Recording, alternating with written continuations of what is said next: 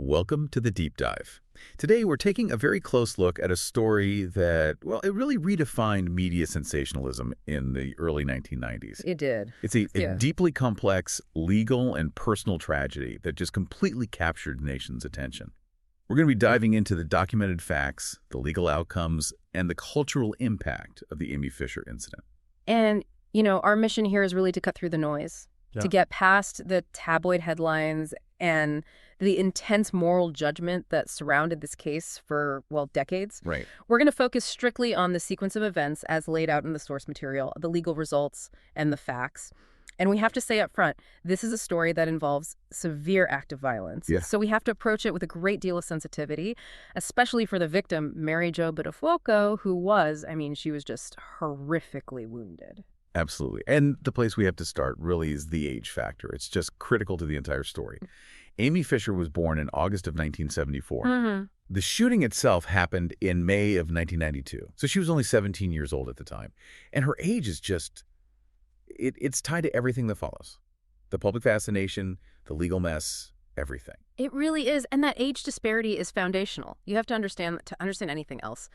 We're looking at a relationship that started around 1990. Right. Fisher was a high school student, 16 years old, attending Kennedy High School in Belmore, New York.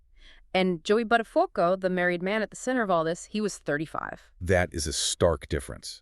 It immediately establishes a power dynamic that is just. Yeah. It's central to how all these events escalate. It is. And the sources are pretty clear about how they first met. It was seemingly innocent. Yeah, her father just took his car to Buttafuoco's auto body shop. That was the initial connection. But it was Fisher who, she moved to maintain it. And that's a really illuminating point from the sources. Fisher later admitted something pretty surprising about how she kept seeing him. What was that? She said that she had deliberately damaged her own car. Deliberate. Several times. As a pretext. A reason to keep going back to the shop, to keep that contact with him alive. Wow. That detail suggests a really proactive level of engagement from her, even at 16. To keep this thing going. It does, and the sources are completely unequivocal on what happened next. The relationship became an affair, a sexual relationship, while she was still legally underage. And that one fact, would become the central legal problem for Joey Buttafuoco down the line. Absolutely. It's the thread that connects the dots. It moves the whole narrative from a simple crime of passion to a statutory crime, which is a crucial legal distinction that we really need to keep in mind as we move forward. Okay, so let's unpack that escalation. This takes us into the first part of our deep dive, the buildup and the attempted assault itself. When we look for a motivation, the sources paint a very specific and, frankly, a very chilling picture of the dynamic between them. The alleged motivation, as it's presented in the source material, it's rooted entirely in their affair. During their conversations, Joey Buttafuoco reportedly complained to her frequently and in detail about his wife, Mary Jo. He was sharing frustrations, intimate details. Exactly. And this is where that dynamic you mentioned, it turns from inappropriate to dangerous. The complaints weren't just him venting. No. The source material uses this very precise phrasing. It says he occasionally, casually insinuated to Fisher that it would be nice if someone killed Mary Jo. That phrasing is so critical, casually insinuated. It's not a direct order, right? It's a suggestion, but it's woven into this already coercive relationship. Right, and it completely changes the lens on her motivation. It does. It suggests that her motivation wasn't just, say, simple jealousy or rage. The source says she undertook the action in an effort to please Joey. To please him. Which paints this picture of a minor who's seeking validation, seeking acceptance inside this deeply unbalanced relationship. And it seems she came to believe that this act of violence was the way to secure his affection, to get rid of the obstacle. So with that alleged manipulation as the backdrop, let's look at the preparation for the assault. This is clearly not something done purely on impulse. Oh, no. The preparation suggests a real calculation. First, she had to get the weapon. It was a FIE Titan .25 caliber handgun. That takes effort. That takes intent. And she didn't act alone, did she? No, she secured an accomplice to help with the logistics of the crime. And that was Peter Guagenti, identified as an auto supply salesman from Brooklyn. He was her getaway driver. The fact that she had a gun and a prearranged escape plan, it just confirms this was a premeditated trip with a criminal goal in mind. So that brings us to the day itself, May of 1992. The encounter at the Buttafuoco home. It wasn't a direct confrontation at first. Fisher used a very specific trick, a ruse, to get Mary Jo to even open the door and talk to her. Right, the fabricated story. It was designed very carefully to inflict emotional pain without immediately pointing the finger at Fisher herself. She told Mary Jo that Joey was having an affair. But not with her. No, with Fisher's imaginary younger sister. And to sell this lie, she even brought fake evidence. She did, a T-shirt from Buttafuoco's auto body shop. This was supposed to be the proof of this affair with the non-existent sister. What's so chilling, and what really underscores the tension of that whole scene, is how long it went on. The source says the conversation at the door lasted for about 15 minutes. 15 minutes! Imagine that, 15 minutes of this calculated deceit. And the source notes that throughout this whole interaction, Mary Jo Buttafuoco was getting increasingly angry. Understandably. And it's only when she tries to end the conversation that the violence erupts. Exactly. Mary Jo finally tells Fisher to leave, and she turns her back to go back into the house. And at that moment, the source describes Fisher acting in a panic. She pulls out the gun. Now, the mechanics of the actual shooting are very specific in the reporting. It suggests an unintended discharge during a physical struggle, even though the intent to do harm was clearly there. Yes, the source material details that Fisher actually struck Mary Jo Buttafuoco twice with the gun. With the weapon itself. And it was that physical impact, hitting her with the gun, that caused the weapon to discharge. The resulting injury was... Yeah. It was just catastrophic. The bullet hit Mary Jo in the right side of the head, severely wounding her. We really have to pause there and acknowledge the lasting, devastating impact of that injury. It changed her life forever. It did. The consequences were immediate, and they were severe. And the aftermath right at the scene, it just speaks to the chaos of the moment. Total chaos. Fisher dropped the T-shirt and the gun, ran back to the getaway car, but then she turned around and ran back to retrieve them. Before Guagenti drove off, this frantic attempt to clean up the scene was too late, though. Neighbors had heard what happened, and they had already called 911. The medical response was, of course, critical. Mary Jo was rushed to the hospital, and she was in surgery all night. The doctors saved her life, which is incredible, but they couldn't remove the bullet. So it's still there. It is. It remains a permanent physical reminder of that assault. And the investigation moved very quickly to figure out who did this. The police interviewed Joey Buttafuoco. And despite trying to hide the affair, he did suggest to them that Amy Fisher could be the shooter. But the real confirmation came the next day. It did. Mary Jo Buttafuoco had regained consciousness. The police showed her some photos, and she was able to identify Amy Fisher as the young woman who had been at her door. And that identification immediately connected Fisher to the crime, and it led directly to her arrest. Which brings us right into part two, the legal tangle and, well, the media spectacle. So Fisher was initially charged with the most severe crime possible for this first-degree attempted murder. But the case never actually went to trial on that charge. Instead, a plea bargain was reached. On September 23, 1992, Fisher pleaded guilty to a lesser charge. Which was first-degree aggravated assault. Right. And, you know, it's worth digging into why that might have happened for you, if you're interested in the legal side. Attempted murder often requires the prosecution to prove a specific intent to kill. Beyond a reasonable doubt. Exactly. Whereas aggravated assault usually requires proving serious injury inflicted with intent to harm, often with a weapon. The specific mechanics of the shooting, the fact that the gun went off when she struck Mary Jo with it, that might have made it difficult for the prosecution to prove that specific intent to kill. So the plea bargain was a more certain outcome for the state. It's the value of a plea bargain. It gives you a certain conviction and a certain punishment.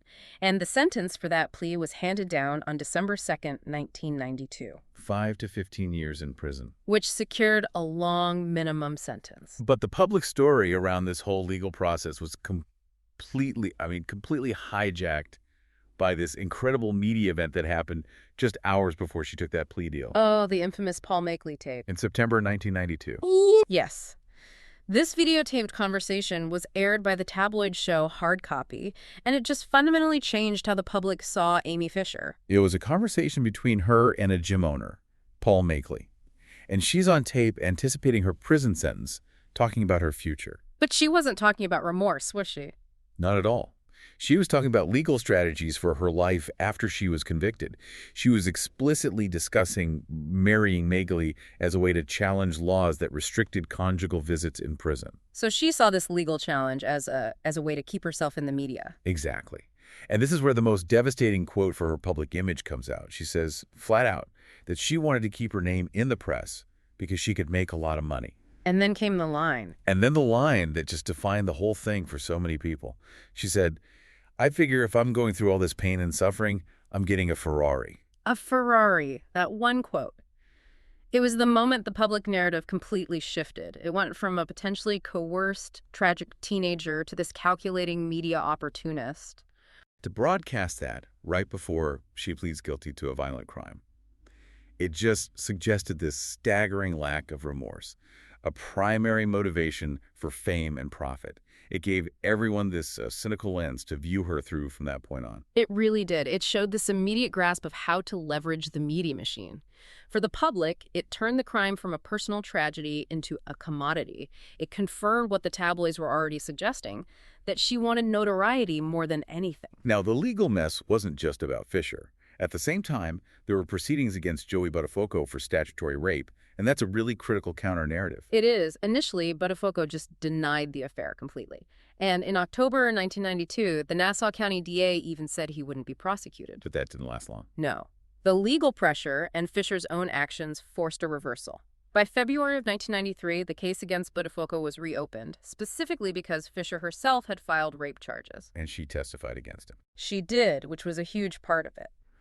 But the prosecution also had concrete evidence, hard evidence. They had hotel receipts that were signed by Buttafuoco on dates before Fisher's 17th birthday. So there was no denying it. That was documented proof of the illegal relationship. The evidence was just insurmountable. So Joey Buttafuoco eventually pleaded guilty to statutory rape in October of 1993. And his sentence was 4 months in prison. 4 months. And that contrast, 4 months for the crime that set up this entire illegal power dynamic versus the 7 years Fisher ended up serving for the violent act that followed, that remains a huge point of debate about the fairness of the outcomes. So while he served his brief term, Fisher was serving her sentence. She ultimately served 7 years, less than the 15-year maximum. Her release in May 1999 came because of a successful legal challenge to her original plea. Right. A Nassau County court judge shortened her maximum sentence down to 10 years, which made her immediately eligible for parole, which she was granted. And the legal grounds were very specific. What were they? The judge found that Fisher had not been appropriately represented by her lawyer at the time she made that guilty plea back in '92. Inadequate representation. We should probably spend a moment on that because that is a major legal turning point for her. It is. The finding was that because she was a minor when she took the plea, her legal counsel had failed to fully inform her of all the consequences and all the alternative defenses she had. So she couldn't have made a fully informed plea. Exactly. The court ruled that this amounted to ineffective assistance of counsel, which is a constitutional issue, and that justified reducing the maximum sentence. So that decision effectively closes the book on her time in prison. She's released after 7 years, and she immediately steps back into the spotlight. And this takes us into part 3. Her life after release and her transition from prisoner to public personality. And she moved quickly to monetize that notoriety, pretty much fulfilling the promise she made on that Makeley tape years before. Her first career move was into writing. That's right. She became a columnist for the Long Island Press, using that name recognition she had to launch a career in journalism. And her focus was still very much on her own story.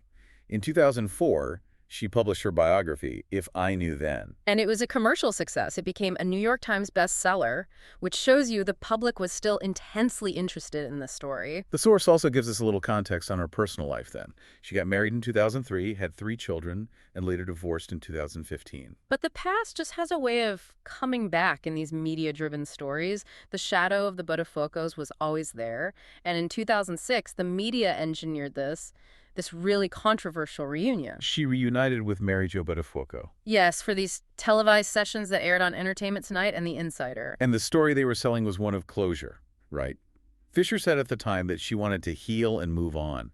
It was presented as this powerful moment of reconciliation on television. But the complexity of her public statements came right back just 2 years later. In 2008, Fisher made a contradictory statement. She said publicly that she felt no sympathy for Mary Jo. With no exploration for the change of heart. None. And this kind of public whiplash just highlights how hard it is to separate a real narrative of remorse from the constant need for media relevance. And the reunion wasn't just with Mary Jo. Maybe the most bizarre example of how their lives stayed intertwined was the reunion between Amy Fisher and Joey Buttafuoco. At the 2006 Lingerie Bowl. The Lingerie Bowl. Yep. An exhibition football game. They met there for the coin toss. That image. The former statutory rapist and his teenage former lover who shot his wife, appearing together for a publicity stunt at a pseudo-sporting event. I mean, it just perfectly captures the strange commodification of true crime in American culture. It's a surreal image. So the final major turn in her career was her entry into the world of adult entertainment, which started around 2007. And it began with controversy. A company called Red Light District Video announced they had a sex tape and that it had been sold to them by Fisher's then-husband. So Fisher initially fought back legally. She sued them in November 2007 for copyright infringement. She did, but that legal fight very quickly turned into a promotional strategy. She settled the lawsuit surprisingly fast. Very fast. By early January 2008, not only had she settled, but she announced that she'd reconciled with her husband and that she was going to do a promotional appearance for the very tape she had just been suing to stop. So the focus shifted from a legal fight to just capitalizing on the publicity from that fight. Exactly. And that promotion marked her full-scale entry into the adult film industry. In January 2009, she released a pay-per-view film that used her name explicitly, Amy Fisher, totally nude and exposed. And her commitment to this new career path deepened. She signed a deal to become a professional stripper, committing to do club shows at least once a month. And here we get an echo of that Ferrari quote from all those years ago. When she talked about her stripping career, she said she planned to keep doing it until her fans told her she was too old. It's that direct connection again between her career and her ability to hold the public's interest, which all stems from the original crime. And the production continued. In September 2010, another adult film came out, Deep Inside Amy Fisher. The company that released it said it was supposed to be the first of 8 films. It shows the scale of the brand they were trying to build around her. She also made a move into reality TV, which is often a home for controversial figures. She was a cast member on the 5th season of Celebrity Rehab with Dr. Drew in 2011. By June of 2011, though, the sources note another shift. Fisher stated publicly that she wasn't making adult films anymore, and that more or less concluded that high-profile chapter of her career. So this whole arc, from crime in prison to a career built directly on that infamy, brings us to our final section, the enduring cultural footprint. The media's reaction to this crime is as much a part of the story as the crime itself. It absolutely is. And what's really fascinating is just the speed and the sheer number of media adaptations. The public's appetite for this particular scandal was immediate, and it was just voracious. It set a new standard for how true crime would be consumed. The speed is just unprecedented. The shooting is in May '92, and by the end of '93, there are 3 competing TV movies about it. 3 of them. The first, Amy Fisher, My Story, came out incredibly quickly in 1992, starring Noel Parker. And then in 1993, the competition heated up. You had Casualties of Love, the Long Island Lita Story with Alyssa Milano. And the big one, the Amy Fisher Story with Drew Barrymore. 3 separate, fictionalized versions of the same recent crime, with big-name actresses all hitting the airwaves almost at the same time. It's incredible. 3 different angles on the same facts, all driven by this intense public demand. And that media saturation was only cemented later by her own adult films, which kept putting her name back into the culture. But the influence went way beyond just the immediate true crime genre. The sources point to a really surprising connection that shows just how deeply the themes of this scandal work their way into mainstream fiction. This is the connection to the film American Beauty, right? That's right. The source material claims that Alan Ball, the Oscar-winning screenwriter of that film, cited the Amy Fisher story as a significant inspiration when he was writing the script. That is a remarkable cultural link. It is. I mean, American Beauty deals with all of these themes: suburban despair, hypocrisy, forbidden relationships, the older man and younger girl dynamic. And the Fisher incident, with its mix of the suburban setting, the married man, and the underage lover committing this act of violence. Yeah. It was basically a real-world template for all of those complex anxieties that Hollywood wanted to explore in the late 90s. It is. And for you, the listener, that connection is a really profound point. It shows that the Amy Fisher story wasn't just disposable tabloid news. It tapped into these deeper societal worries about American family life, morality, and the dark side of suburbia. Worries that continued to fuel art long after the headlines were gone. So to sort of synthesize this whole trajectory, we began with a crime, A crime fueled by this coercive, illegal relationship between a minor and a married man, which led to a horrific, life-altering act of violence against Mary Jo Buttafuoco. And from there, we charted the complex legal path. Fisher's plea deal, the Makeley tape completely changing the public narrative, Buttafuoco's conviction, and Fisher's eventual parole based on that ineffective counsel ruling. And we finish by seeing her entire post-prison life become a direct fulfillment of what she said on that tape. A career built on monetizing her own infamy, from columnist to memoirist to adult performer, constantly keeping her name in the public eye through calculated media moves. The sources just illustrate this perpetual feedback loop where her notoriety became her capital. This whole life cycle, from violent crime to high-profile commodification, it really pushes us toward a final thought on the structures that allow that to happen. The incident itself was horrific, but her entire subsequent career was shaped by the media's reaction and the public's demand for the story. Building on that, here's something to consider. What is the responsibility of media outlets when they cover the actions of minors in sensational crimes, especially when the details they highlight, like that infamous Ferrari quote, directly contribute to and maybe even guide that person's future commodification? The fact that 3 movies were made almost instantly suggests this insatiable demand, and that demand directly helped write the entire second act of her public life. It's a powerful cycle, and remains just as relevant today whenever a sensational crime involving a minor dominates the news.